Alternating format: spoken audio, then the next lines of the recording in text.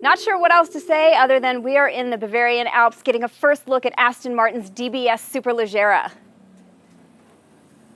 I got nothing else. The DBS takes the place in Aston's lineup of the Vanquish S, their outgoing touring Grand Dame. The DBS name was first introduced in the late 60s, then saw a short re-intro for Daniel Craig's Bond debut. It reappears here as Aston Martin's new flagship GT. Much more than a luxury cruiser, this is Aston's Super GT. As such, it's appropriately beautiful and brutal. Under the hood snarls a 5.2-liter twin-turbo V12 that for emissions regulation reasons replaces Aston's superb naturally aspirated V12. It turns out insane numbers for a GT car. The DBS hits 0 to 60 in 3.4 seconds, but the more impressive number is from 50 to 100, which takes a blistering 4.2 seconds. That's a testament to how torqued up this babe is in the ZF 8-speed transmission's mid-range.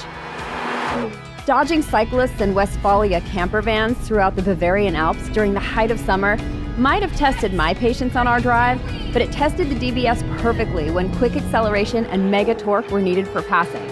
It unsurprisingly overtook everything, spandex shorts or not. Shifts on that 8-speed transmission in the sportier modes, even using paddle shifters, feel sports car harsh, which is awesome when you're in the mood for a flogging. In both GT and Sport mode, they're still quick, if a bit smoother, more my speed for day-to-day driving. And brake feel with the DBS's new carbon ceramic stoppers is firm and reassuring without being supercar grabby. Aerodynamically, the DBS is the most advanced of any Aston Martin production car to date. It boasts some of the same tech that appears on the Special Project Vulcan supercar and produces 400 pounds of downforce at its max speed of 211 miles an hour. No, you're never going to hit that, but you'll still feel copious amounts of grip accelerating out of the apex.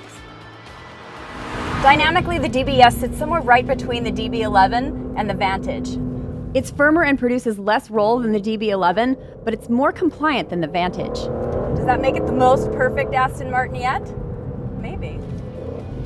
Crank it into Sport Plus or track mode and throttle response becomes amplified while steering sharpens and chassis and suspension settings get maximum starch. The car's nannies aren't completely shut off, but beware, the DBS turns into an absolute highway inhaler. While the front end feels solid and firmly planted, the car's rear, in quick acceleration situations, can squirt away from the driver. As of this video's making, minor calibrations are still being made to refine rear stability before production cars start delivery. Inside, the cockpit of the DBS is as gorgeous as the Duchess of Sussex. From the Scottish leather, sport steering wheel, the hand stitching and carbon fiber and piano black trim, everything looks expensive, because it is. Seriously, save your money, because pricing starts at around $308,000, including destination charges. On the Woodward ergonomic scale, Aston's Sport Plus seats hit 12 out of 10. I want these in every car I drive. Other standard amenities include bespoke 21-inch Pirelli P0 tires and an 8-inch infotainment screen.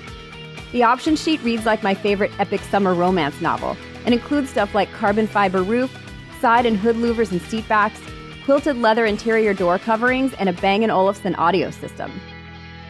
So this is maybe my favorite thing about not just the DBS, but all Aston Martins. Take a listen. There are two guys at Gaydon who are responsible for making all of the engine noises. That's all they do. They tune the exhaust note. Period. The hills are alive with the sound of a perfectly perforated British quad exhaust. Give those guys a raise! Housing all this stunning British aggression is a super rigid, super magnificent exterior that's super light.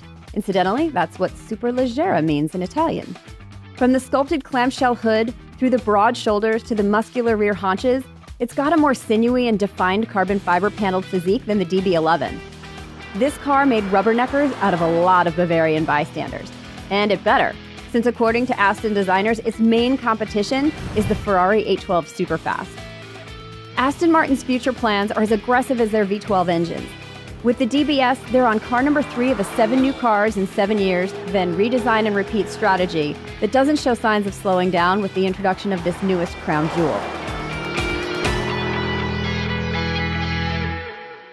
Aston Martin is on a roll, and the DBS Superleggera is another weapon in what's quickly becoming a beautiful arsenal.